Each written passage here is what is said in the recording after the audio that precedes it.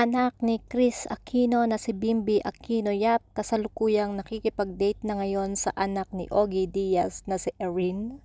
Detalye sa kanilang relasyon ating alamin. Hello guys, eto nga ngayon ang ating hot trending topics for today's video na kung saan kinakikiligan ngayon ng mga netizen ng anak nitong si Chris Aquino na si Bimby at anak ni Papa Ogie Diaz na si Erin. Usap-usapan nga ngayon sa social media sina Erin Diaz at Bimby Aquino Yap.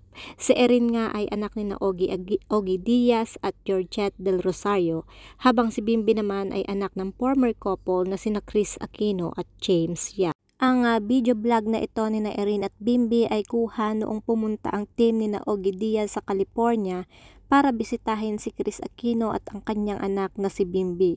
Maraming netizen ang kinilig sa naturang vlog dahil ang tema ng kanilang social media content ay boyfriend for a day. Kahit mas nakakatanda ang anak ni Ogie Diaz na si Erin kay Bimby, game na game pa rin ang anak ng queen of all media na si Chris na nagpanggap bilang boyfriend ng kanyang ate Erin. Masayang masaya si Bimby na kasama niya si Erin habang namamasyal sila sa iba't ibang lugar sa California. Most of the clips naman ng kanilang vlog ay kuha sa Disneyland California Adventure Park.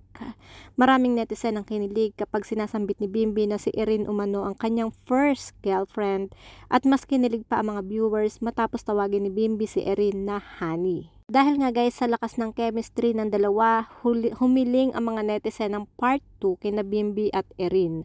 Nalaman kasi ng mga netizen na uuwi na si Bimby sa Pilipinas at nagbabaka sakali silang gawin ang part 2 dito sa ating bansa.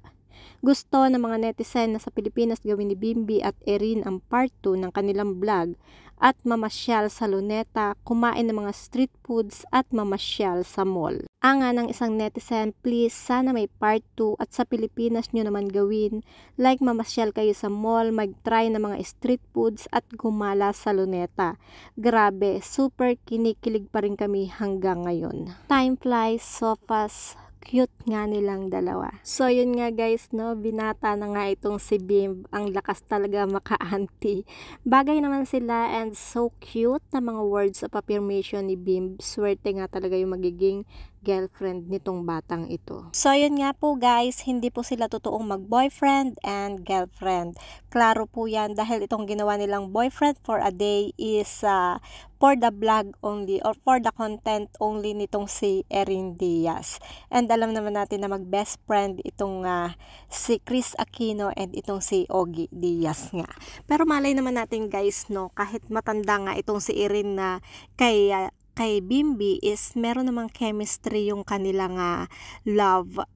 Itong ginawa nila na ito, kaya nga marami ring kinilig. Malay natin, balang araw is sila nga ang magkatuluyan guys, no? Hintayin po natin.